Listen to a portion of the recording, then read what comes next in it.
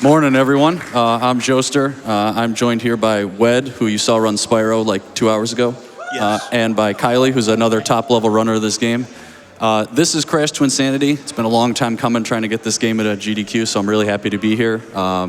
If you've never seen a run of this game, A, this game is really freaking hard, and B, it's really volatile. I have 24 backup saves for this run, and it's reasonably plausible that all of them could get used. So hopefully that's not the case, but let's get going here.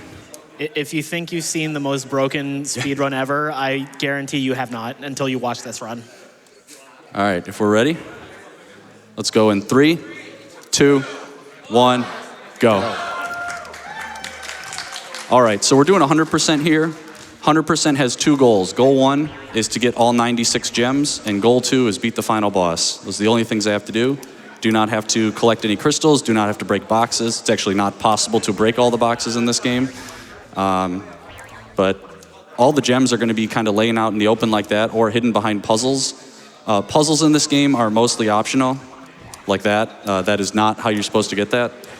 And that is gonna be a very common theme in this run, is there's a way you're supposed to get the gem, and then you do something else and get it in a different way instead.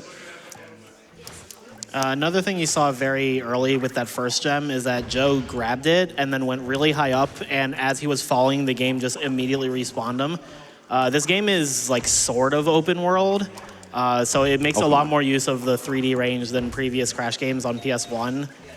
So it has an auto kill system. If you just fall for too long, the game will just kill you immediately because it just thinks you fell from too high. And that's there to just make sure you don't fall to a lower part of a level. But we use it to our advantage a lot in the run. Another thing you'll see pretty often throughout this run is some abuse of the body slam mechanic. It gives you a bit of extra height. It also has a larger hitbox on it, so you can use that to get up a little bit higher. There we go. And it even has some other side effects that you'll probably see later throughout the run. And we're out of bounds now. Yeah, so I'm out of bounds. I was gonna say that easy, but it took me like 4 tries. And that skipped 2 cutscenes. And hopefully up here I'll skip a 3rd one, but probably not. This one's actually pretty hard to skip. Yeah, that was terrible. Yeah, this one, you only have 1 shot at it, and it saves about 8 seconds, but the cutscene trigger there is there's a very tight space where you can jump through it. Anything that's not an FMV cutscene is unskippable, so we do try to just bypass as many of those as we can. You might be able to quote me if I'm wrong, but aren't those the only enemies in the entire game you have to slide? I think you're intended to slide the other tribesmen that have spears, but you don't have to. But yeah, the tribesmen with the spike shields, you have to slide. Yeah, and those are the only 2 spike shield guys that you see in the entire game. This game's development was very troubled. As a result, the game is a complete roller coaster to casually play through. Okay, that should not have worked, but it did. I just skipped another cutscene there. Yeah, that's a recent development of a skip that used to be very terrible. What we used to do is you would jump on, there's a mural with a tribesman on the right rock face, and you would try to land on a ledge there, and it was miserable, and it would usually take you 1 try or 15 tries. But that setup is just way more consistent, and it's even faster. All right, so coming up, we already have one of the hardest tricks in the game. So this first boss, during the fight, Cortex flies on a hoverboard and he shoots you. But as mentioned with this game's development, the hoverboard is just out of bounds and it's fully controllable. And so I'm gonna try and fly it into the level underneath the boss fight and skip the boss. When I screw that up, I will soft lock the game. And even if I do it right, I could still crash the game. But I'm gonna hit this checkpoint just in case here. I'm gonna hit this and grab this life. And then hopefully give this a go. This saves a lot of time, so it's very much worth going for. Yeah, this boss fight I think is 6 minutes long, and it just skips it entirely. But this is one of the biggest roadblocks for new runners of the game. It is also extremely goofy. Yeah. Oh, that should work. That could work. Very good. Might have it. All right, I'm in the cave. I heard myself bump something. All right, don't crash. Yes. Oh, and a hole-in-one. Let's go. All right, so when you fall in the hole like that, we call that a hole-in-one. I've maybe gotten that 10 times ever, and I've got like 10,000 attempts in the game. It's extremely rare to get that. Yeah, so that was about as perfect as it could. Honestly, I don't care how the rest of this run goes because I got that trick first try. So I'm really happy with that. So after you do that trick, you get rewarded with playing the worst level in the game. This is, thank God, the only roller brawl level. You might think like, oh, it's cool, you're a ball, except you're not actually a ball, and this terrain is really uneven, so you'll just see me bouncing off of random stuff, even though it looks like I'm on flat ground. And that's just kind of how it goes. Yeah, for as difficult as this run is, I do believe a lot of it is very consistent, so if you practice it enough, you can get it down very well. Cavern is the one exception. This level, no matter how much you practice it, it just will go wrong. Okay, so this is a standard elevator cycle here. This is pretty free, honestly. On PS2. Yeah. Yeah, we'll talk about the version differences probably a lot as we go here. I'm playing the PS2 version. Yeah, we'll just kind of cover those as they come up. All right, I'm going to go for a little skip here. Boing, okay. All right, now this gem, this looks really easy. It's actually not. All right, please no Sonic 06. Okay, we did not get the Sonic 06. Sometimes when you hit one of those, it will send you like way in the air, and we call that the Sonic 06. Yeah, I think it happens if you hit 2 of the arrow crates at the same time. Yeah, at least 2 of them. Me. Yeah. Thank you for reminding me of that. I totally forgot about All right, that. sorry, Kylie. Your pre-run bet of me missing this gem did not cash in, so it's actually fairly easy to miss that gem. So it's a pretty good bet. There's 3. I think there's 3 gems in the game where there's a decent chance that you miss them and you can't go back to them because they're immediately followed by a checkpoint. That's one of them. The 2 more are in a Hub 2 level.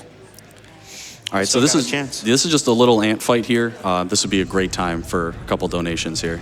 All right, well, let's start with this one. $5 from Smarkin, who said, good luck on your run, Joe. Hole in one or the hover skip doesn't count. Oh, well, I got it, Smarkin, so there you go.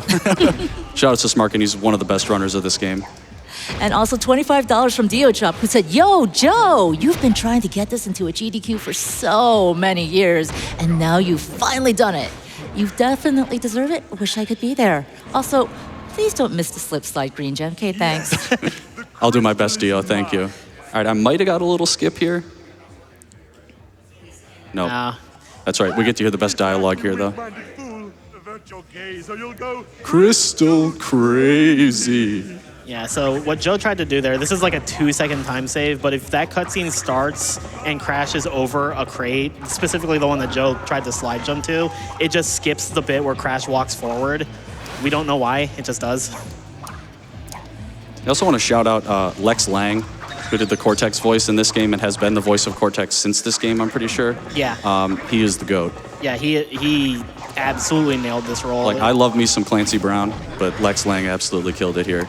And he's hilarious in this game. So we'll probably be quoting a lot of Cortex dialogue. Unfortunately, we skip a lot of it. Yeah. But the parts we don't skip are also good, and so we will probably just be riffing on the dialogue here.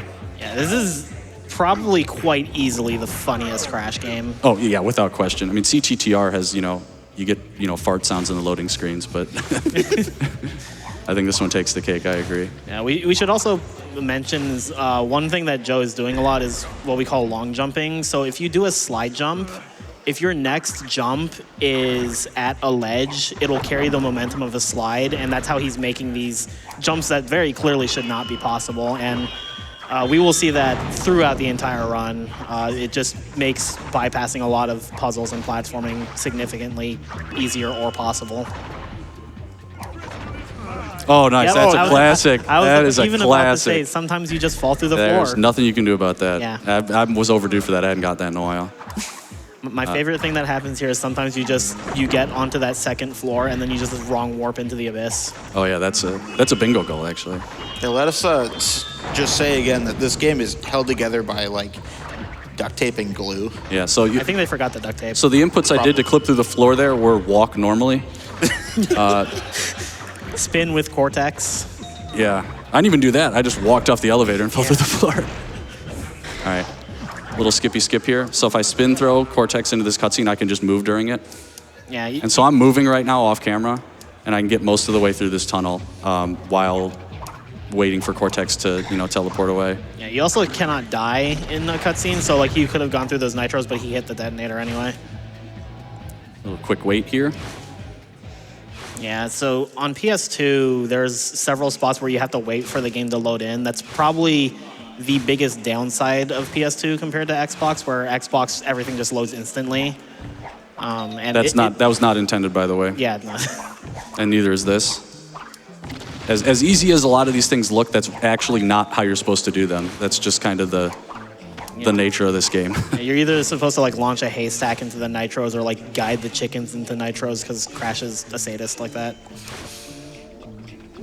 Yeah, so here's another long jump to just bypass that TNT puzzle in quotation marks. You can bypass this one. Good luck, though. I was actually trying it earlier this week. It's one of those things where it's like it saves like a couple seconds, but it is very finicky to do. No, I'm not even talking about the body slam. I'm talking about the other strat to jump over. Oh, I don't even know. That strat's really bad. All right, so we're going to grab Cortex here. This is extremely risky, but it's also extremely fast. We'll kind of explain that. But this is an auto-scroller, by the way. You'll notice that it's not auto-scrolling, and that's just because I went out of bounds to jump around the trigger. And then there's a couple triggers along the way here that I'll have to avoid to stop it from turning back into an auto-scroller. But you're supposed to be getting stuff out of the way for Cortex, and that's really slow, so we're just not going to do that. It's really a shame, too. That cutscene's really funny. It is. It's the source of a very popular emote in the community called Cortex W.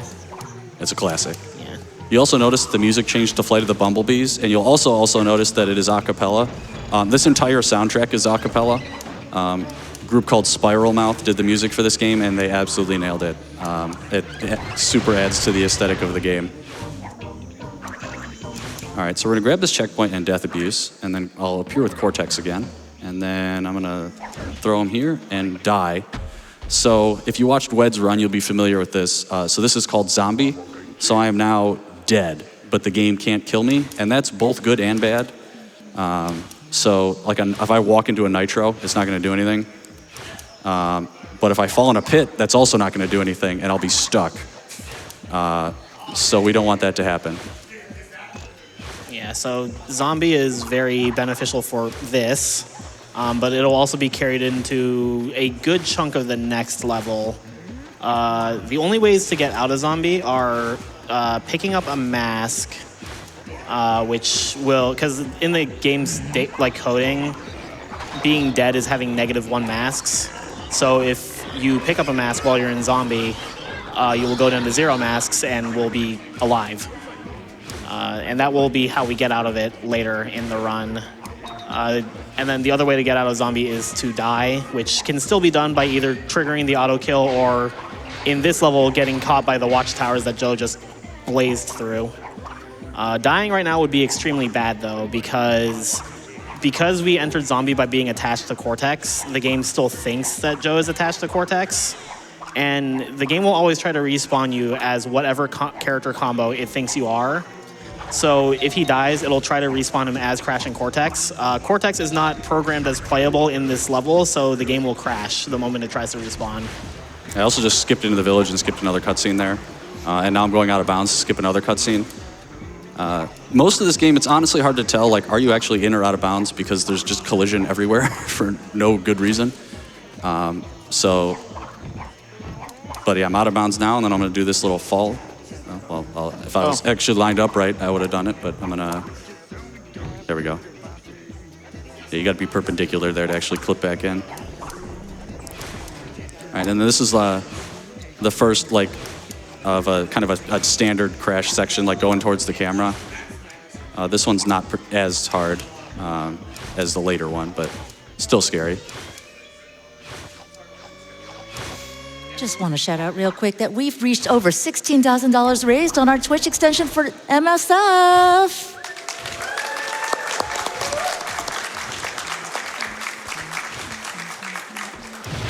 Yeah, so nitros are, they're just boxes now. Nitros in this game, even if you have the third mask form, the nitros will kill you instantly, and that is to prevent you from cheesing like every puzzle in the game, because most of the puzzles in this game are based around TNTs and nitros. That was also a cutscene skip. Oh my God, that is embarrassing. All right, I got to load a save here. This unfortunately also means Yeah, we all won't right, have where zombie for the is, next part. okay, it's on this one. All right, that sucks. That's all right. That's a really easy skip. That's a bummer I messed that up. You won't hear the end of that one, I feel like. I'm not going to hear the end of that one. Yeah, so that was a boss. There's a boss there that I should have skipped if I wasn't bad at the game. But yeah, we'll get another attempt at it here. Yeah, that first jump I was too far away, I think, was the problem there. It's like the dumbest way to lose that. That really is unfortunate, but. All right, so we're just gonna turn around and, hey, I'm right here again. This is why I have the saves. Yeah, All right, this is what's supposed to happen. Yeah, that's how you're supposed to do that. Yeah, the early game in this run is extremely reset heavy, partly because of the difficulty and partly because any mistaken zombie is just an automatic reset. You gotta do the normally non-zombie strat now. Yeah, normally you just run into these nitros. You can get this from the corner here. This is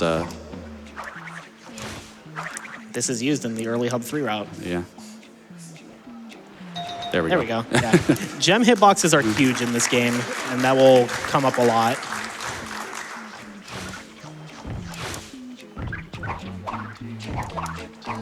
Boat, please. There we go. Okay.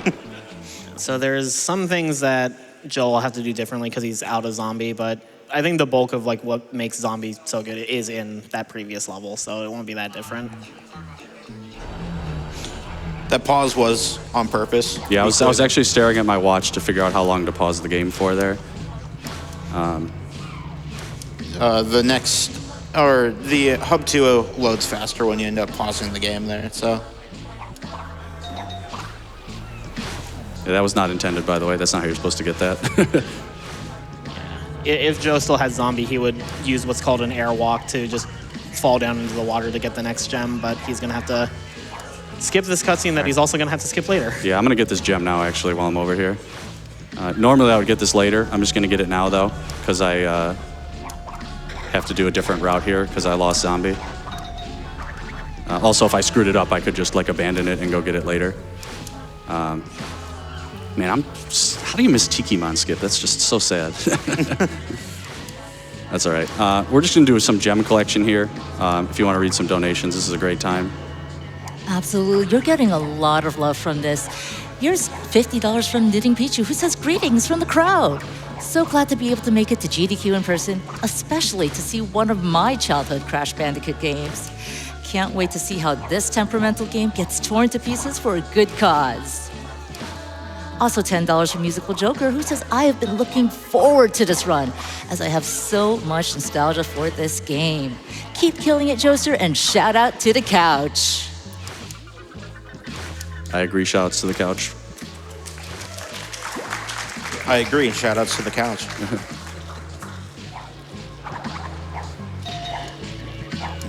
All right. Time for one more? Oh, yeah, we got time for a couple more here. Ooh, couple more. All right. Well, I said you had a lot of love, but you also have a little bit of hate, I'm sorry to tell you. I'm expecting it after failing that really easy trick a few minutes ago. Dr. Neocortex sent in $100 to say, my beautiful level design, ruined! Thanks to Perky here. Good luck, Joe. Pack attack. Thank you. That's a cutscene we won't be skipping. And I did want to shout out that we are still making progress on that Metal Gear Solid 3 Snake Eater incentive. Once again, we're upgrading to invisible enemies and bosses, and that's just 2 short runs away at this point. So you want to get those donations in now if you want to see that, or, you know, maybe not see that, because we're turning our enemies and bosses invisible. I almost didn't go over here because I was like, you go over here to get the mask, but no, there's a gem over here too. Yeah. So that's the mask that would have been collected to get out of zombie, because it's just conveniently over a gem anyway. Yeah, so this whole outside section I'm gonna have to do differently as well, that I don't have zombie, but that's all right. Yeah, there's a specific checkpoint that would be the safe checkpoint, where once you break that, the game can respawn you with Cortex.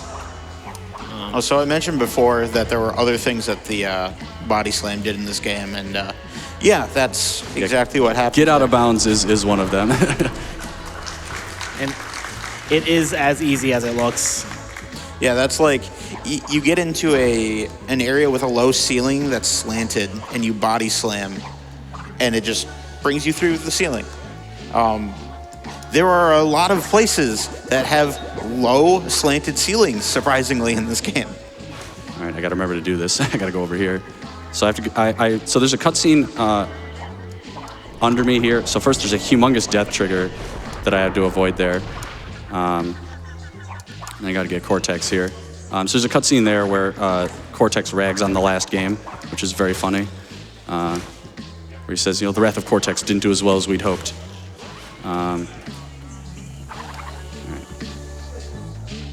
Now I got to remember the actual strats here, because I don't do this. Oh, that's not a strat.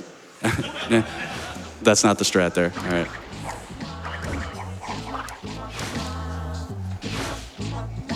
Oh, that's not the strat either. There's your big death trigger, right? I just kind of fell off there. That one sometimes takes 2 lives also. You know, I thought that was the case. I couldn't remember for sure, though. Too old at this point. I don't know what was going on there. So this is what happens when you screw up a trick that you'd never screw up, because you got to improvise. I actually do recommend to any new runner to just go ahead and learn Zombie, because even though it does make the beginning a lot more reset heavy, it makes this level in particular so much easier. All right, I need Cortex here.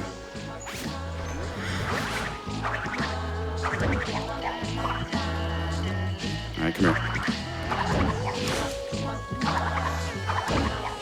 Yeah, clearly, as you can see there, Cortex is designed to... Oh, actually, snipe the checkpoint. Nice. Cortex is designed there to actually, like, manipulate a bunch of levers and stuff there for some puzzle platforming. Oh, I didn't want to hit that checkpoint. All right, whatever. I sniped him, so I sniped that checkpoint, so I didn't have to hit that one, but that's all right. Now you get to show off Fast Bat. I'm not even going to try it at this point. Fair. All right, that was a 3-frame jump there, that first one. So glad I got that. Probably one of the harder long jumps in the game to get that... I'd say it's probably the hardest long jump in the run. Oh, yeah, that's not going to work. So I have to jump off Cortex's head here, which you're actually not able to do. But if you walk off of his head like that, then you can. All right, so I should have been back up here. There we go. All right, now the routes have reconvened here. So this is, I'm back on track here after that kind of disaster. This is a boss, by the way. We're going to clip through the trigger to start it. And then now we're in the arena, which is the easy part, but now you got to get out. And so what I'm actually going to do is throw Cortex here at a specific time so that he freezes this N so that it's at a specific angle. And then I'm going to use the N as a platform to get out of this arena.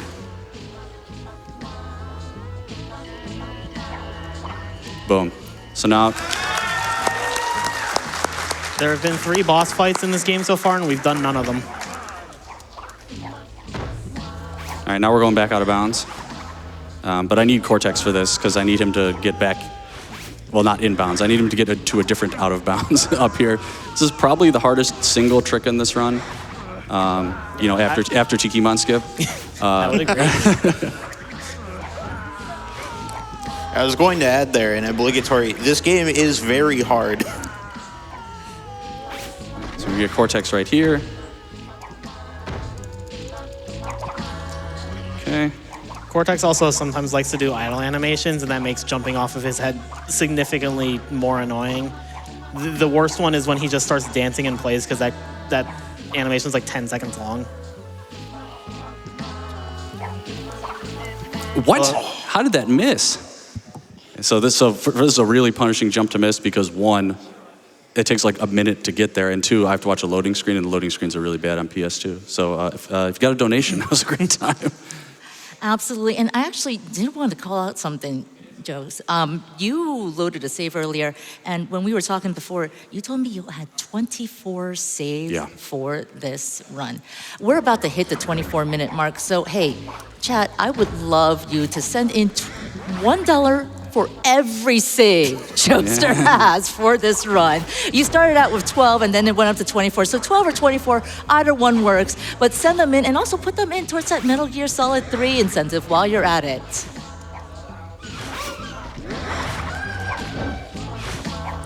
You can keep going while I get back to this this jump here.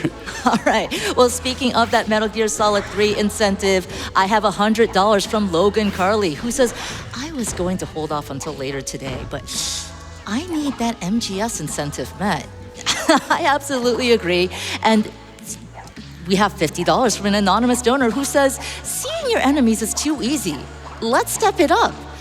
We're getting some really hard runs right now already, but yeah, let's keep making these runs harder. I agree. What? Wow. Whoa. Okay. That is outrageous. This jump is hard. It's not this hard. I don't know how either one of those missed. I mean, this run is notorious. This is why the estimate is really high, by the way. So can we have a when round stuff of like this applause for happens. Joester?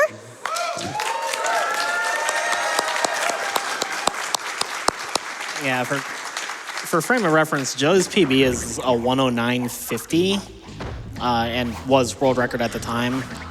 And his estimate's a 125. That's an incredibly fair estimate for this game. I mean, I've already lost at least 5 minutes, so. Yeah. Yeah, this strat in particular is very brutal because along with just that jump, going up the mountainside is, I think it's like a pixel in width. Yeah, I was going to say that, like, even just traversing on the seam that he's on is a lot harder than it looks.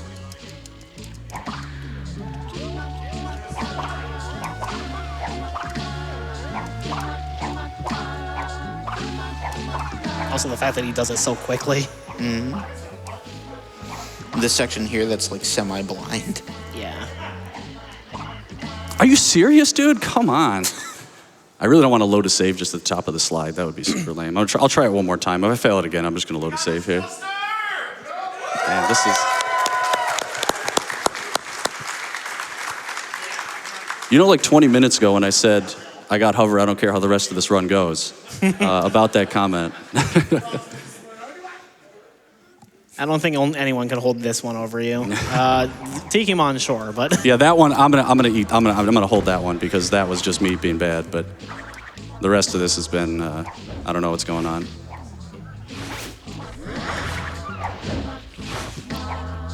I think I might have to re-examine my comment of this game being mostly consistent as well.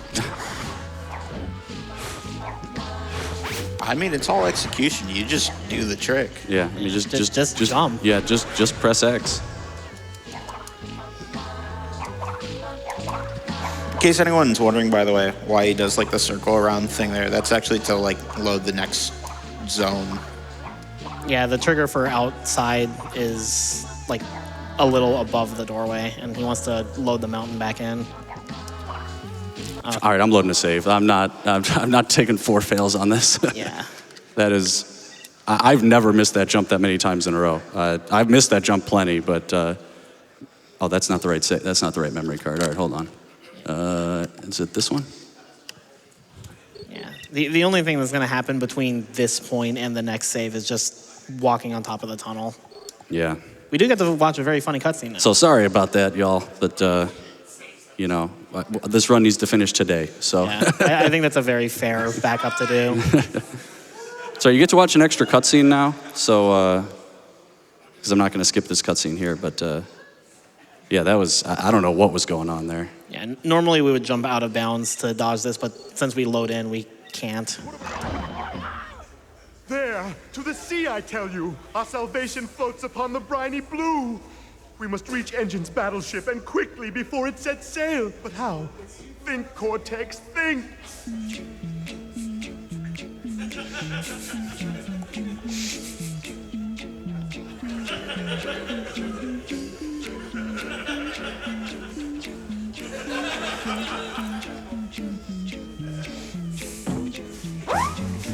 Crash wanted the booty there.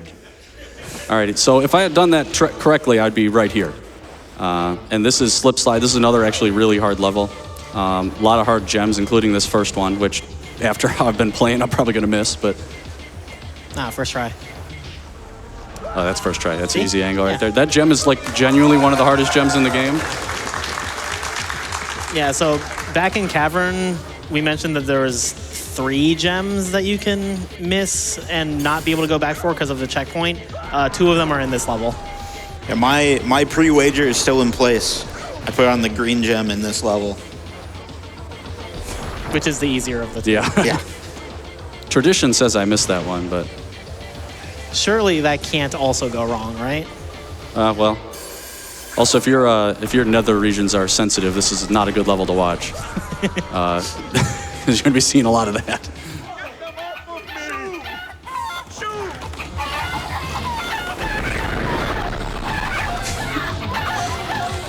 Also, I love that the audio gets like bit crushed there because there's so much bass. yeah. Oh yeah, there are crystals in this run. Yeah, they're very optional. Yeah. They're plot devices, but they provide no percent, and I think we've actually skipped like 3 of them already. The game also doesn't even track them correctly because it has there's more in the game than the game counts, so... Yeah, there's one level that has 2, but it only counts 1 of them.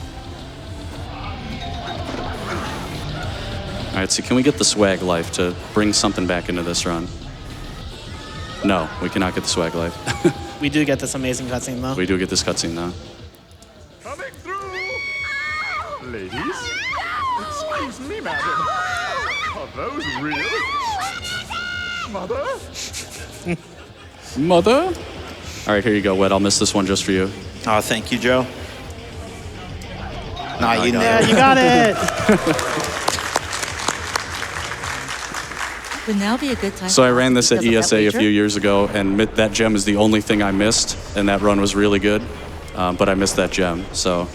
but I'm glad I got it here, although, you know, I'm like 8 minutes behind or something. See, this time it's the reverse. This is the only thing you got, and then Yeah, everything. exactly.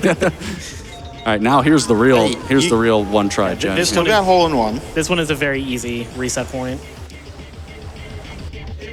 There we go. but also... Are you doing the thing here? Yeah, we're gonna do the thing here. So this snowball is actually the Katamari ball. So if I go up to this box really slowly, I will yoink it out of the ground. Yoink my box. All right. And then you can't keep the box, unfortunately, so it's just gonna spit out behind me right at the end of this level. Like right about now.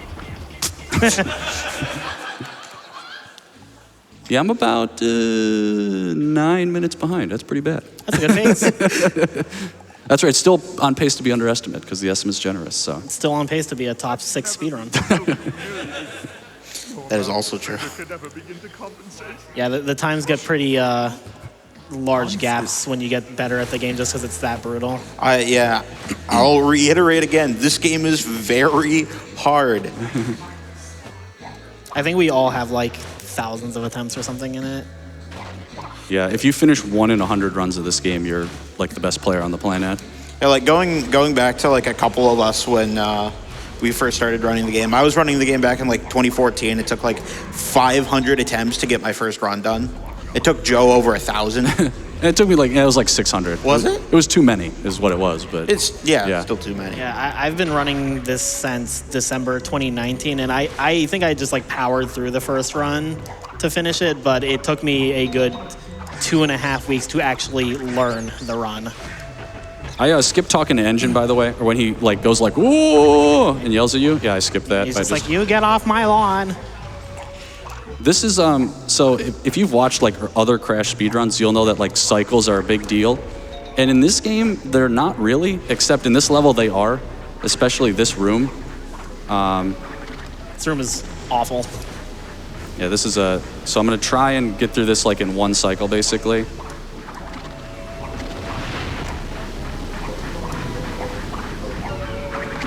Shout outs to Depth Perception. Yeah, it's not very good. All right, so that's doing this room in one cycle to get that Nice. gem. That is very difficult to do. It's one of the few places where PS2 has an advantage over Xbox, because on Xbox, the cycles load so quickly that actually catching the God cycle is extremely difficult. I think the number of people who can do it on Xbox can be counted on one hand. Maybe even one, like a couple fingers. You don't even need the whole hand. Yeah, All right. one of the fingers is like a hard maybe because I've gotten it like twice.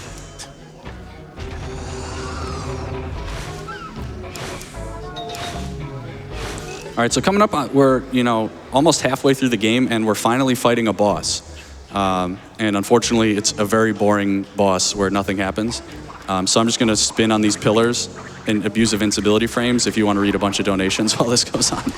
Absolutely, and shout outs to the backup saves and Nice. all your hard work in learning this game, because we are absolutely getting a full understanding of that. Here's $25 from EMP, who sent $1 per save, and an extra for a round number and the Metal Gear Solid 3 incentive. Paranoid Android sent in $50 to say just had to donate for this amazing event and one of the games that defined my childhood. Greetings from Italy. You had a very interesting childhood, Paranoid Android. I Provide the Paint sent in $25 to say I didn't even know this Crash game existed, but I'm very much enjoying watching it being mercilessly beaten. Thanks, Joester. This game is such a fever dream. Well, speaking of dreams, again, Snake Eater is coming up very shortly, and we don't want to still be in a dream with that incentive. We're at $14,000 raised out of $30,000. Just under $1,000 to reach that halfway point. So let's go ahead and, when you donate, put your donations towards that incentive, like this $25 one from Grogfella, who said, I can't wait to see those invisible bosses in MGS3. Wait a minute. So hilariously, as broken as this game is, you actually can't cheese that fight. The TNTs are big enough to blow up all 3 pillars at once, and if you do that, you actually soft lock the fight. The game will not let you continue. There is a skip for that fight, but it is not doable on this route. Dude, where's my jump? Yeah, there's 2 alternate routes for 100% that are significantly faster, but they are also significantly less marathon safe. And as you can see by this run, it is already not marathon safe. Yeah. Yeah, they both use a trick called the Cursed Warp to do either a Hub 3 or Hub 4 early. And then you have to do like all of Hub 2 in Zombie, which is very, very risky, so it's just not worth doing. But yeah, this is probably the single hardest chase section in any Crash game. If you do not know for one, the layout is very, very erratic, and every slide jump is a commitment. But also, if you just do normal walking here, the walrus he stays right on your tail. I'm supposed to slide jump there. It's such an interesting dichotomy to have it right between engine and what's coming up next too. Yeah. Because you're not thinking during the sections on the other ends of this chase part. And over here, you have to focus. Yeah, you have to lock 2 in minutes. so hard. Yeah, unfortunately, we're not playing the Japanese version. On the Japanese version, Rusty Walrus just spins in circles, and so you can go as slow as you want because he doesn't actually chase you. Yeah, we're not playing the Japanese version, unfortunately. Also, nice sound effects in this cutscene here of nothing. We should probably mention that, specifically, you're playing the PAL version. Yeah, so nice loud sound effect there, by the way. So yeah, on the PAL version, runs at a lower frame rate, but that actually helps because at the lower frame rate, or at the higher frame rate, if you move the stick while you're sliding, you'll slide in the wrong direction. And that's really annoying to play with. So for the longest time, people just used the PAL version. Also because most of the runners were from Europe, so that was just kind of the readily available version. But it also generally lags less at the lower frame rate. It's just kind of better optimized for 50. Yeah, the movement is not any different in terms of speed on frame rate, so there's no disadvantage there. All right, very important thing here, by the way. When Entropy falls down in a second here, he'll be in a T-pose because finished game. So got to pay attention to that here.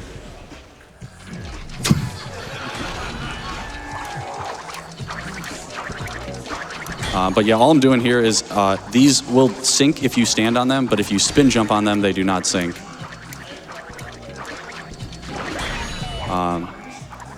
Yeah, but yeah, this run is bizarre because you have the first up until like the previous boss fight is just nonstop, like extremely hard stuff, and then you do a boss fight that's boring, and then a really hard section, and then another boss fight that's somehow more boring.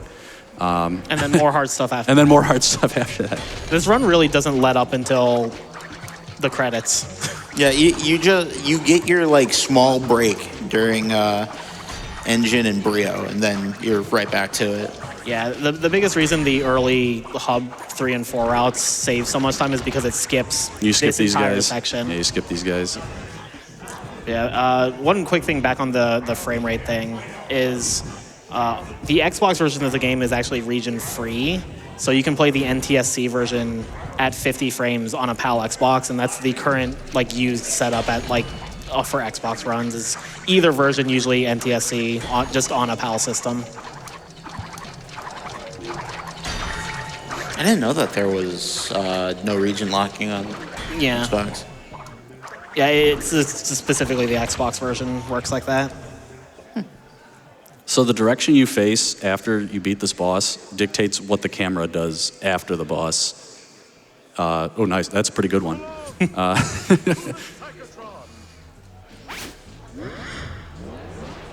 Unfortunately, you don't have to get the yellow gem. Yeah, I mean, this file, the yellow gem is still there, but I'm not going to go get it because everyone already saw me get it. But I do have to skip this cutscene again because it's still here. All right, Nice. yeah, we're not going to get the yellow gem. This file will not say 100% when I'm done, but that's okay. I already loaded the save like 100 times, so. You mean it's not valid? Tragically, no. We'll have to wait for a leaderboard valid time. All right, another one where I got to stare at a watch here. Yeah. We have one of the best cutscenes coming up here, and this is not skippable in any way on this route. You have to hit this cutscene in order to get to the next hub, so. You monster! Let my brother go! My crystals!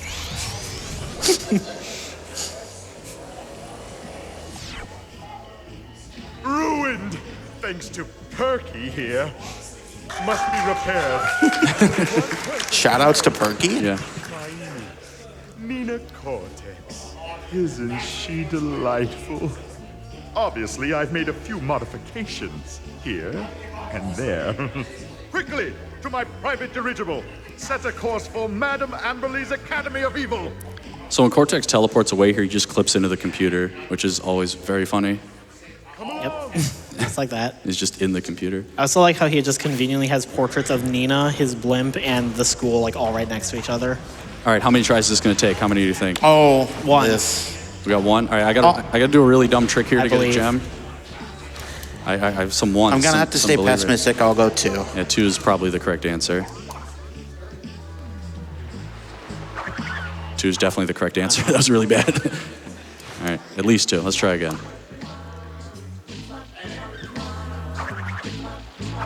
Okay, maybe 3. So Joe's trying to land on the platform as it falls, and that will reset the auto kill timer, and it'll let him land at the bottom where the red gem is.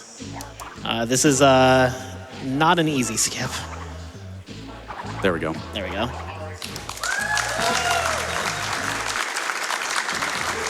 That trick doesn't actually save a lot of time, but it looks really, But it's really cool. Yeah. It only saves time if you get it on the first attempt. Yeah. On early Hub 3, it actually does save more time because it lets you bypass an elevator ride, but on this route, it's just. Ooh, it yeah, looks nice. about 10 minutes behind. Good pace, Right? good pace. It can Hey, still be we're still keeping pace. Still, yeah, I'm still underestimating. It's all good. All right, don't mash X here, or you'll crash the game. Or spawn without a gun, and both of those things are really bad. This is a little preview on playing as Cortex, which we're not going to do a lot of. I do think being able to showcase Cortex without a gun would have been fun, though. He has a bunch of different he has different walking animations depending on how much ammo he has. So he looks very confident if he has ammo. If he doesn't have any, he's just like flailing his arms around. Yeah. Yeah, so this is the beginning of Hub 3, and Joe's going to get 5 of the 6 gems in the hub. The last one you can only get on your way out. Oh. Interesting. Also, if it wasn't apparent, he just went out of bounds there. So I have a question for you all. I know for speedrun purposes, of course, we're playing as Crash, but do you prefer playing as Crash or Cortex? You don't play as Cortex because he's terrible. Around the time Crash 4 came out, because Cortex is playable in that game as well, I would get a lot of questions about whether Cortex was better in Twinsanity or 4, because Cortex in 4 is kind of a contentious character to play as, and I would always answer without hesitation Cortex in 4. All right, I want to know if Chad agrees, so please send in those donations letting me know. So what I did there is I out of bounds into the second level in this hub, which is Classroom Chaos, hit the checkpoint and immediately left, and I want that to be the last checkpoint I hit for a while here. And then we're gonna enter Boiler Room Doom. This is like the hardest level left in the game. Yeah. Like, easily. With like minutes of time lost. This is probably, yeah, after this level, the run eases up quite a bit.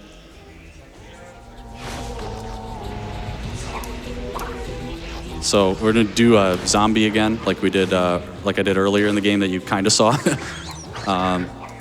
But this one this one's a little trickier to set up. It will also be contained only to this level, so we don't have to carry it out or anything.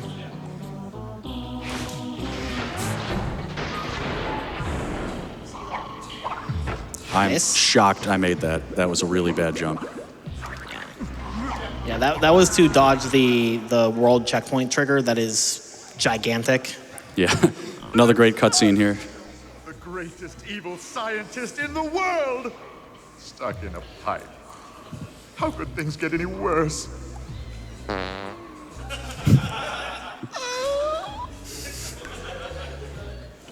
So I've always said that's how you know the game is funny, is when they can write a fart joke that makes you laugh every time.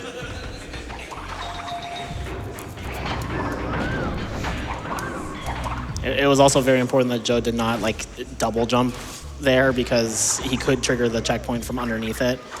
Something we didn't mention the first time he did zombie. I think I got this You time. did. You did. Yeah, I heard it. Okay, so I actually just spun a Wumpa fruit into the trigger for this puzzle, which will save me a bunch of time. I'm standing here. I'm not taking any chances. Yeah, if you walk too forward onto the next platform, then Cortex will just fall from the tube and just immediately roll into the abyss. And then that counts as a death even though you're in zombie. Yeah, because Cortex can still die even though you can't. Yeah. So something we didn't mention with zombie in Hub 1 is that world checkpoints, which are like the save points, still function under zombie, but regular checkpoints do not. That's why none of them are opening. You could even like try and break them and they don't do anything. And that is a huge factor in what's going to make zombie very good here.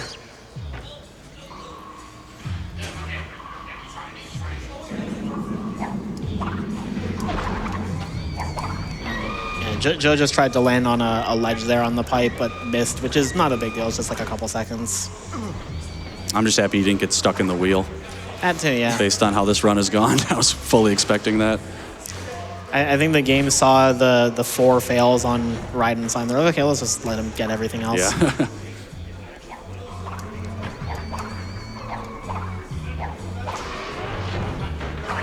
Yeah, the biggest downside of doing zombie here is that any death at the wrong time is just minutes lost immediately, because it'll spit you back out of the level.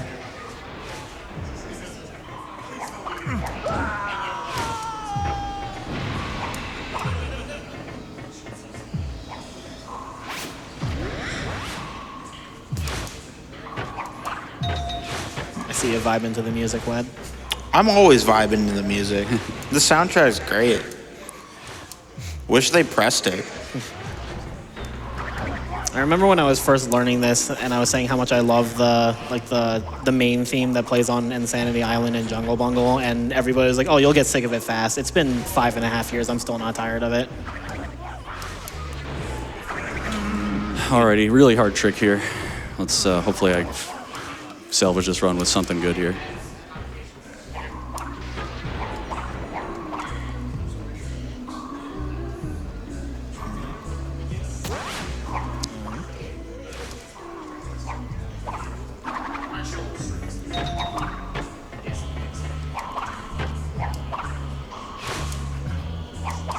Really?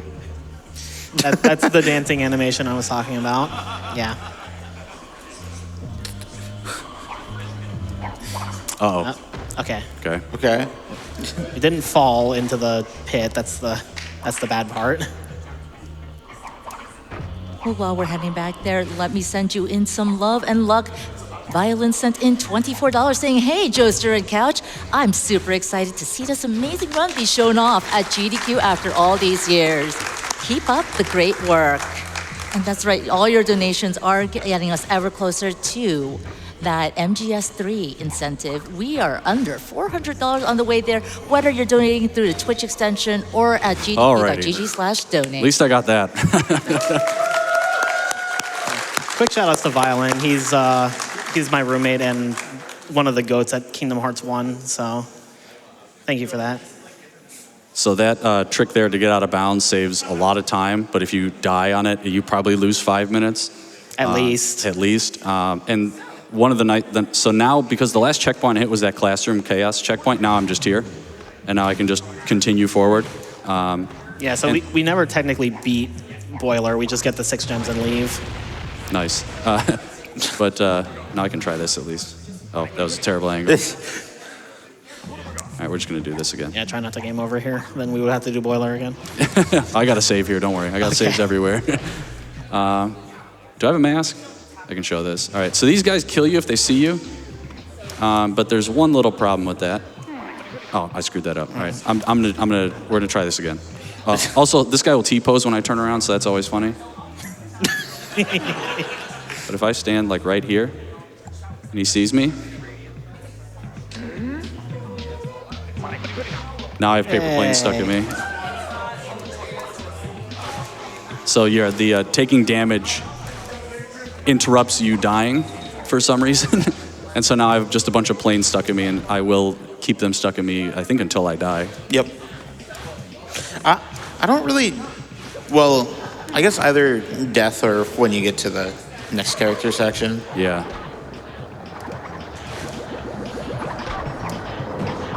Something big we kind of glossed over in the we didn't actually finish Boiler is that level ends with a 4-minute boss fight with Dingo Dial, and that's probably the biggest reason Zombie saves time in the level. Yeah, that boss is actually pretty hard too. Like, yeah. Even if you know what you're doing, like you can still die there.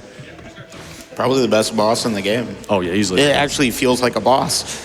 All right, so this could be the coolest room in the game if I do it right. This is the library. You're supposed to go around this room like a bunch of times. We're not gonna do that. We're just gonna basically go straight up it. How did I not hit the acid there? Not complaining.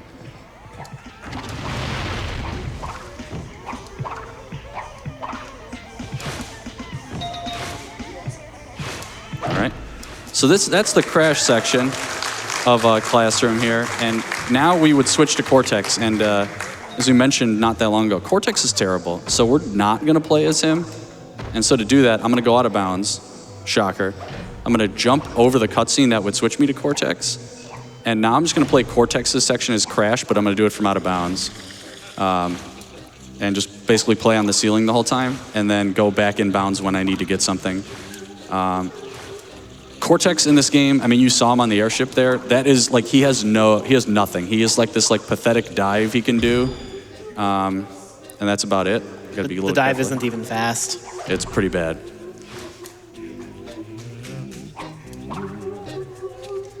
All right. So Scared me there. So there's a gem here. So we're just gonna do this to go back in bounds and get it. There we go. I'm gonna get that because I still had no mask. And then we're just gonna go back out of bounds here. Again, a lot of these out of bounds, they are actually as easy as they look. Just like body slam on something and you win. That's pretty great. And we're gonna get. Oh, okay, interesting. That was weird. Then we're gonna go out of bounds again. You got a pretty big skip coming up here, don't we? Yeah, we have a wrong warp coming up here, right here. Whee! All right, so that just put me forward 2 rooms. Why that works? Great question. Yeah, you just slide jump and you're suddenly ahead like 2 rooms. Yeah, all you have to do is slide jump into that room and it teleports you forward. It's great. This game truly has everything. All right, so 24 is kind of the number of the hour here, and it's going to be the number right here because I need to kill 24 of these guys with no masks. This will be fun. 1, 2, 3, 4, 5, 7, 8, 9, 10.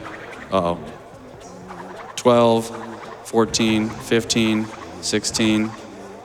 Yeah, I fully expect that with no mask. High Cortex. All right, let's try that again. 2, 3, 4, 5, 7, 8, 10, 11, 13, 14, 16, 18, 19, 21, 23, 24. There we go.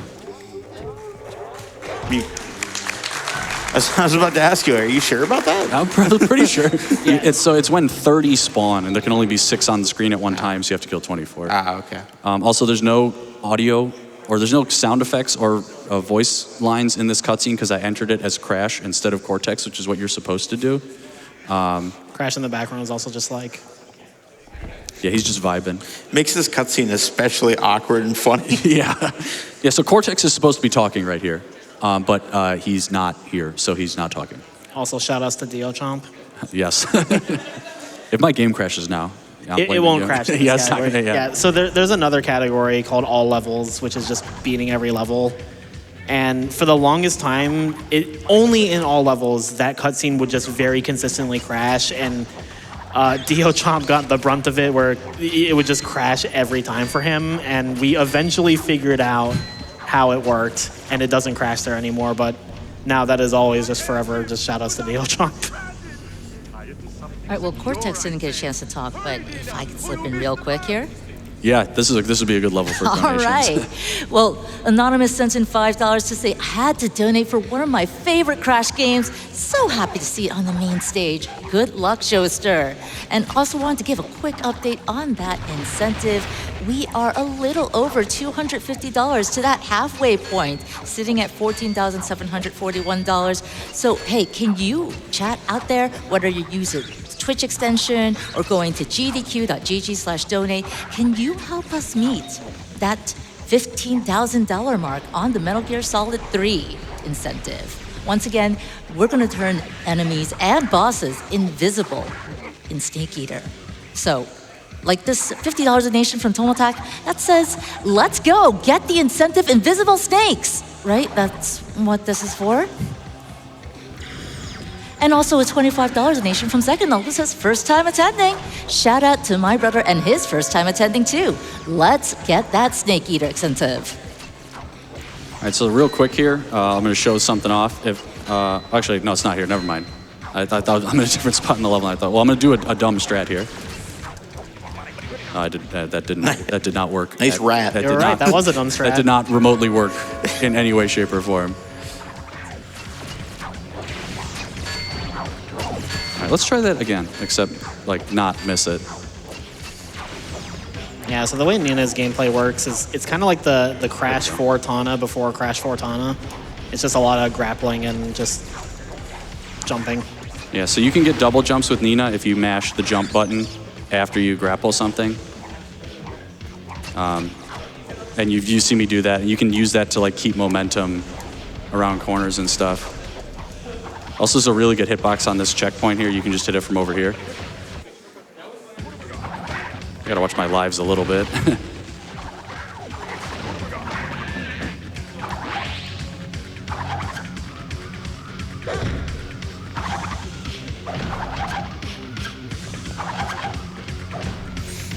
If I'm correct, we have another attempted cutscene skip coming up here, or? Not yet. No, Not yet? Oh, yeah. Yeah, we got one more sequence. Yeah, this is the thing that I was going to point out. So when I get to the top of this section, I'm going to turn around, and there's actually an extra gem in the background that's not collectible, but they just, like, forgot to take it out.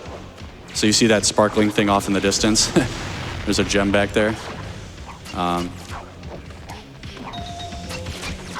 very, very funny. If only you could get that to replace, like, another gem, but... Yeah. No, sadly it does not work that way. Are you gonna go for the thing? Yeah, I'm gonna try it one time. So there's a shortcut up here. I'm gonna try once. It's frame perfect. I'm probably gonna miss it, and continue to make my life situation more dire here because my lives are really low, but we're gonna give it one go and hopefully I get it. That should work. Nice. Nice.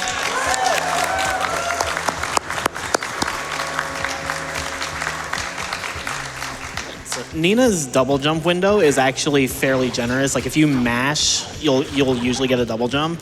But that specific one, if you jump too early, the game will auto kill you. So like Nina will just land on the platform and just immediately flop over and die. And then if you do it too late, you just don't get the jump. So that's why it's so specific.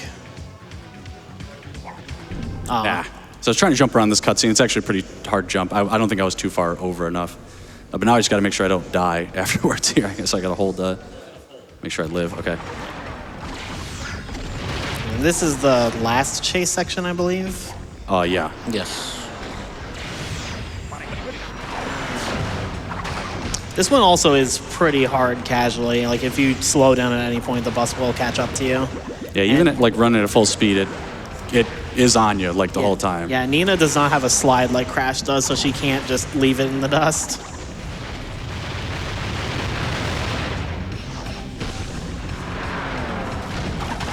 And it's also very important that Joe gets this checkpoint and dies. Yeah, I have to die here. There's a chance the game crashes if you don't death abuse there. Yeah. Because of all the Wumpa fruit the bus spawns. I missed that gem. Yeah, it's that along with all the ants you leave behind, because I think you're intended to fight off all the ants and leave, and then if you just ignore all of it, the game can't handle it. There's just too much going on for the game there. Yeah.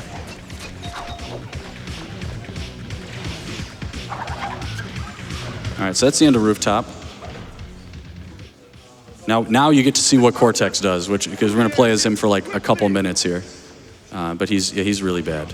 This is Cortex speed here.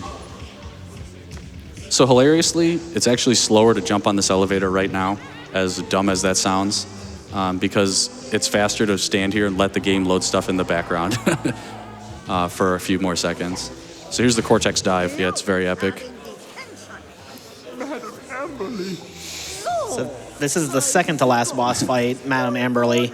She has a very intricate cheese strat that I'll let Joe show Yeah, off. it's a very, very precise cheese here.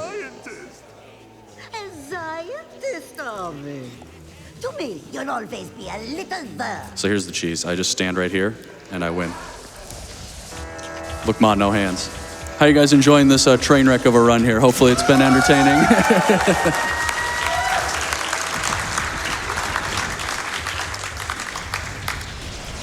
Yeah, so she's supposed to just chase Cortex and fire at whatever organ he's standing on, but if you just stand between two of them and then don't move, she doesn't know what to do, so she just keeps attacking the same organ pipe. I almost screwed up there by flexing because I bumped my analog stick and I was moving. Yeah, and then she also T-poses while she's doing it, so. Yeah. I mean, I've got something for Madame Amberly to attack. That Metal Gear Solid 3 incentive is now just under $200 away from the halfway point.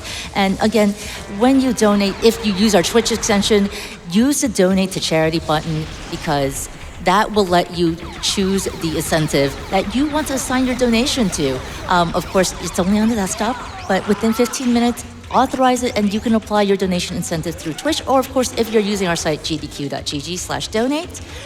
And speaking of donations, we've got a couple of love here, a couple of ones showing love here. Here's $25 from Sif Moonweaver saying thanks to all the runners and staff for raising money for a great cause, trans rights. I'm happy that Madame Amberly makes sure to blink to make sure you know that she's still alive. Yeah.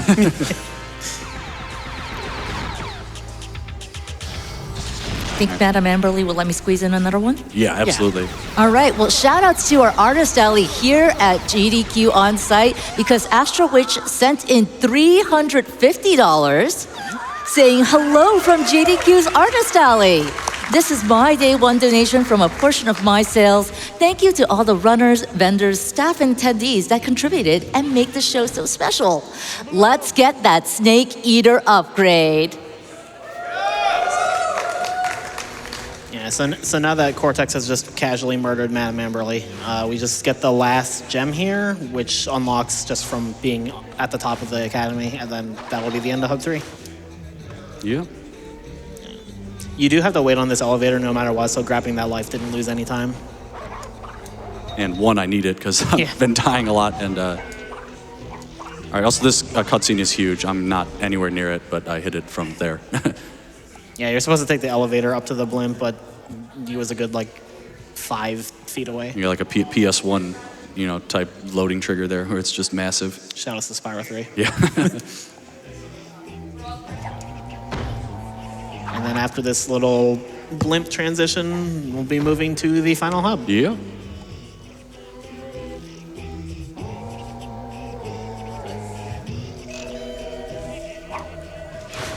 So you can just like watch the stuff load in there. It's pretty good. I was trying to figure out, why are you missing a gem? And there was the yellow gem. Yeah, it's the one that you got, that I got, and then loaded a file that didn't have it. Okay, Yeah. yeah. Another good cutscene here. That's how I fixed my computer. As we explore a new dimension. It should have been 2 new dimensions, but we ran out of time. Another reference to the rocky development of this game. All right, nice. So I skipped another cutscene there by just mashing X, basically. That's where Evil Crash shows up and hugs Cortex. And then Cortex is like, your fur is so soft and warm. All right, we're still showing stuff off because this run has just gone off the rails completely, but you can actually get to the bottom of Hub 4 here. You're not supposed to be able to get down here, but there are Wumpa fruit down here, even though the only way to get down here is to do what I just did, which no casual player would ever do. Yeah, they very clearly, because they were so pressed for time, they just copy-pasted Hub 2 and just retextured it. And we're going to see just how much they copy-pasted Hub 2. And Hub 1, for that matter. Yeah. Also, this elevator is really loud for no good reason.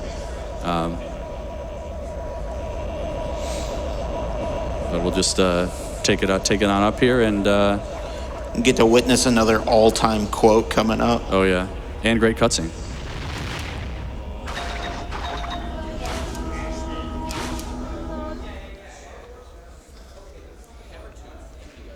My daughter, niece.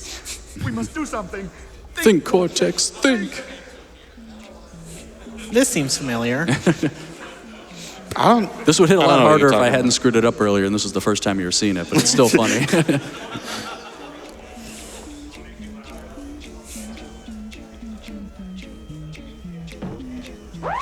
All right, this is the best song in the game, in my opinion.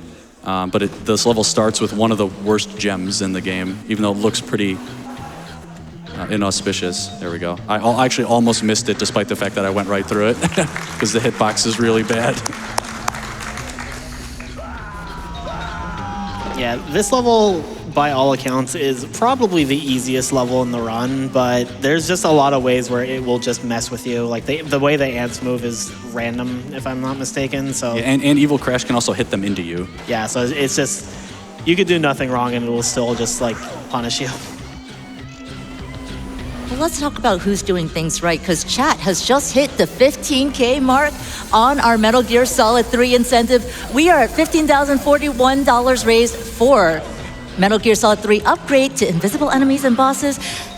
And chat, again, that's just 2 runs away. Less than 2 runs away even, because Metal Gear Solid 3 is coming up after our very next run, Halo 4. And I mean, Joester, I know you haven't been intentionally stalling for content. This is a hard game. But I think we can get in another 1,000 before you end. I believe. Oh, yeah, absolutely. Yeah.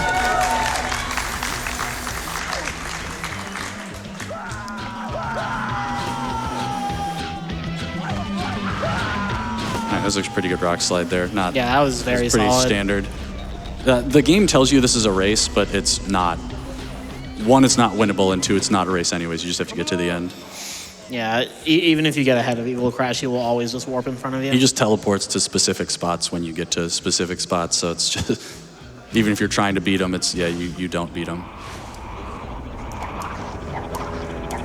And then we're also about to listen to another one of the best songs in the game. Maybe. We might listen to this one again. That's true. Yeah, there's a glitch where something just repeats it. Nope. Nope. You get it. All right. So we're back to, it's been a little while, but we're back to skipping puzzles by just jumping on stuff that is lying around. So there's like 8 exclamation point boxes you're supposed to break to actually get that gem, and I broke 0. That is not intended, by the way. As easy and as typical as that looked, that is not how that gem is supposed to be collected, even though it really looks like that was intentional. Yeah, a couple of these here actually incorporate something that we haven't really seen around in the game at all, which is these balls, which you will be seeing a few times Yeah, now. so look at this puzzle on the right here and just like start crying because it's a really bad puzzle. And if you did that as a kid, I'm very sorry, because I'm just going to do this. Maybe. There we go. So that saves a lot of time. That puzzle's actually really hard to do. Like, doesn't matter how good at the game you are. I would say even as a casual player, just do that instead of the puzzle. I think that the first time I ever did that puzzle was in a casual 100% speedrun, and I think it took me 30 minutes. There they are. Okay, I think I did this right this time. Take me instead. Ah! I love Evil Crash's running animation. It's fantastic. Okay. So fun fact, Joe found a backup if you fall here that neither of us knew about, and he found it an hour before the run. Should have found a better strat for ride and slide before the run. That would have been a better plan. Okay, that's the end of this little hub section here. So now we're going into Bandicoot Pursuit. So this, very similar to Totem Hokum. It's a kind of like an escort level, but this time Evil Crash is chasing Cortex. But just like that escort level, we're not going to do that because all I have to do is jump around this checkpoint here, and it won't start. And then I just have to avoid the other checkpoints in here. This one is much harder than Totem Hokum because you're going in the other direction, which just naturally, oh nice long jump, which naturally feels weird. But the paths are also curved, which makes actually like lining up your movement much harder. And the Totem Hokum one also has railings on it in a lot of places, and this one does not have railings in really any place. That's aside from the fact that this one's also just straight up a lot longer. Yeah. I also, funnily enough, on the PAL version, I think sometimes Evil Crash will also just spin in place. Yeah, he doesn't actually chase Cortex. Yeah. He spins in circles too. Like you'll see him run for a little bit, and then he'll just like pirouette and on the spot. Well, that might have been too far left. I hope not. I think you're good. So that was another chase bypass. This was like dying at this point is really bad because if you respawn, then you'll respawn with Cortex being chased, and you'll have to do at the minimum this section. And then this bypasses the third section.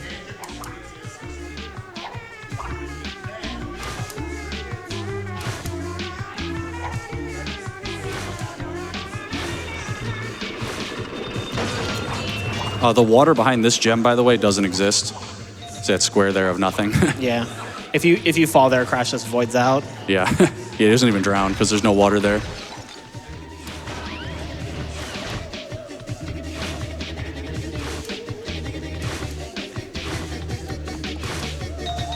Aside from the death at the beginning, though, that went very, very well. Yeah. Ignoring the dumb mistake in the start there, it wasn't that bad. That is a very difficult level to get down fast. Just because, again, every slide jump is a commitment in that direction, so you have to be very particular with your angles. And this is another puzzle skip. The exclamation crate that triggers the arrow crate that you're supposed to bounce on there is on the complete opposite side of this island. So that just saves you going back and forth.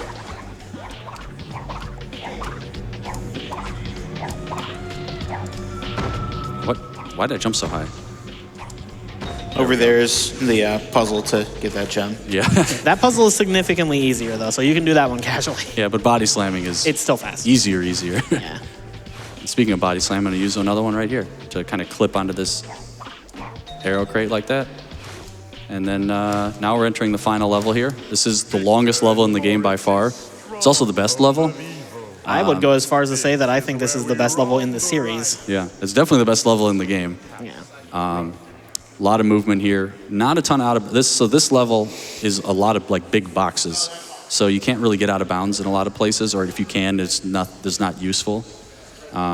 In general, it's not an absolute, but you'll see a lot more. This is a very movement kind of intense level. It's so funny because I think they made the entire last hub in like a month, and it clearly all went into this level. Yeah.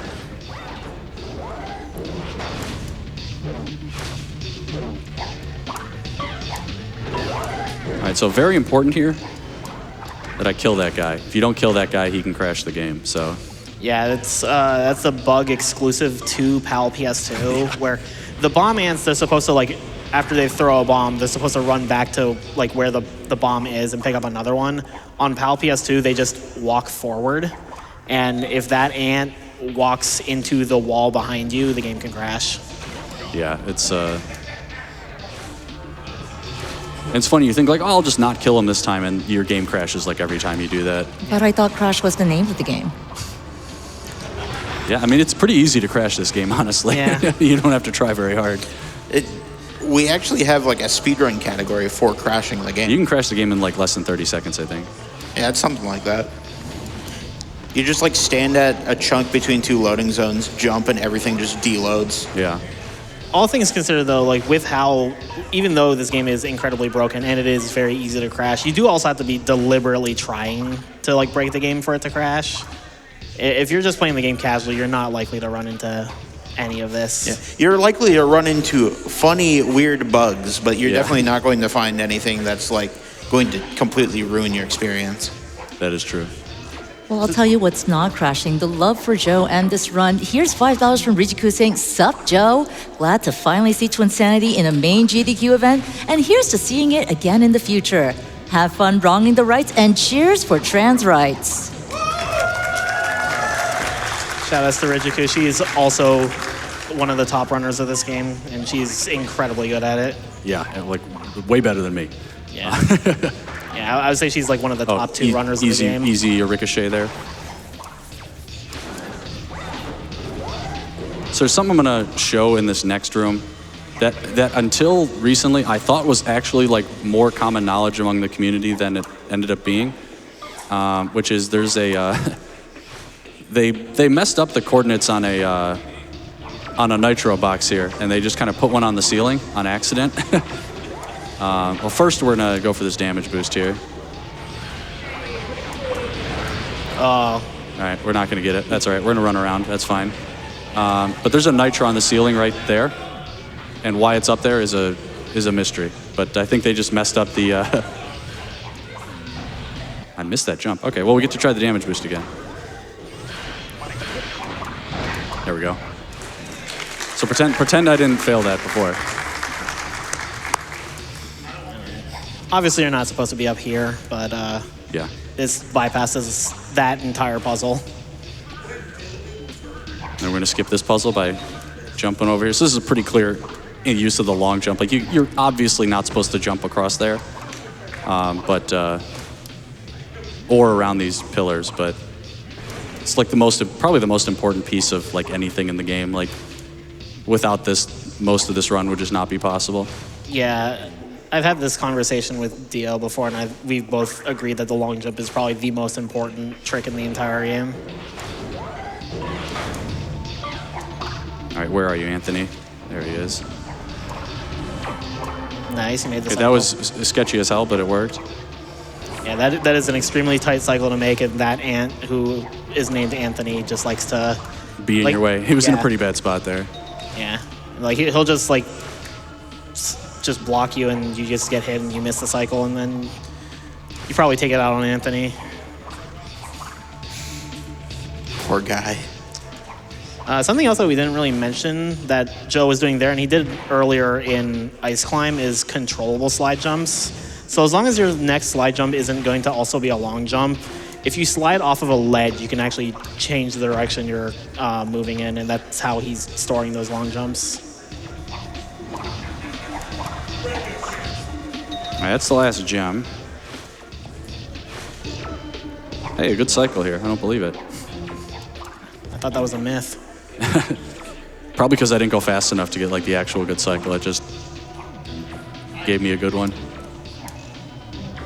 It's very entertaining to watch people casually play this game and say out loud the order of the colors here and then just jump to the wrong one. It happens all the time. All right, ball glitch. All right, here we go, ball glitch. Oh, it froze for a second there. I thought I had it. Yeah. If the game, Oh, I got the ant audio bug, though. the whirring in the background there. So if the game lags for, like, on the same frame that a ball is supposed to go into the socket, we get what's called ball glitch, where the socket will still trigger and open the door, but the ball will stay in place. It is completely useless except for specifically on that socket, because it will let you skip one of these ball puzzles. Lag frames in this game in general can do some really funny stuff. Yeah. Then I know you guys really liked Spyro earlier, and Spyro is in this cutscene that's coming up, but we're not going to see him. I actually thought I jumped over the ledge there. I thought we were going to see him for a second. We colloquially call that a Spyro skip. Yeah. Now it's just a long hallway to the end of the game.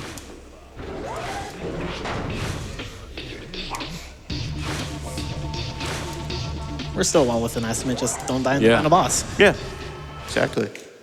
Yeah, so you're missing the gem from Ice Climb. Yeah. So that would be 90, nice. Insane flop there. I knew I paused too late. That would be 93% if we had every gem, but because Joe skipped the one that he got on the previous save file, it just says 92, so it's another 99% run. Yeah. Although I actually did get the gem. Yeah. For, you know. I mean, that's just how this game is. It's just, it's if it wasn't abundantly clear, it's a very brutal speed run. Yeah, so this is a 3-phase final boss. You do the first phase as Nina, where you destroy these energy towers.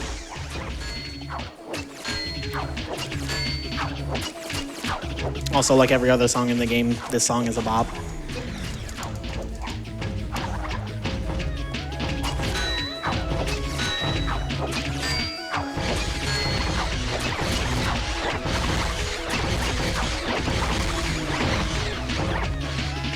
Oh, and I thought I got the... Nice. I thought that was fast enough to get him to just jump back to the middle, but not quite. All right, now we switch to Cortex. And again, we'll just kind of reiterate why we don't play as Cortex normally, because he's very bad, but we have to use him here.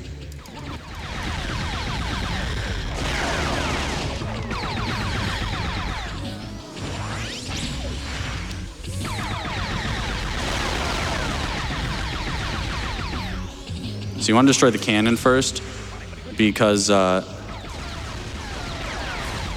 machine gun cannot hit you if you're standing right here.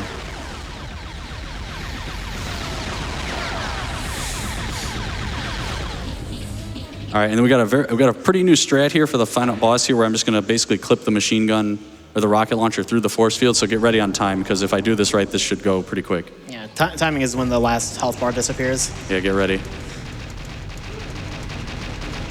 And time.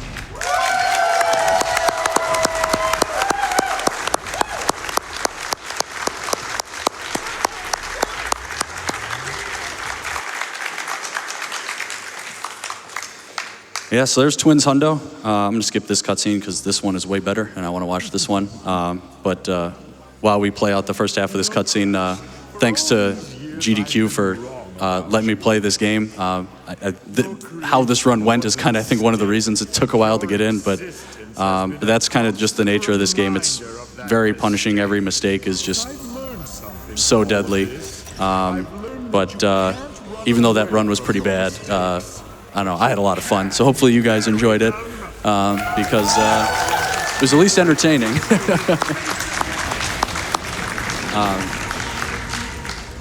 But we'll see Cortex's fate here.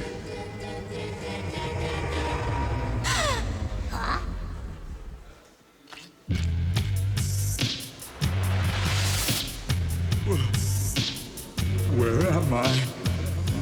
What is this?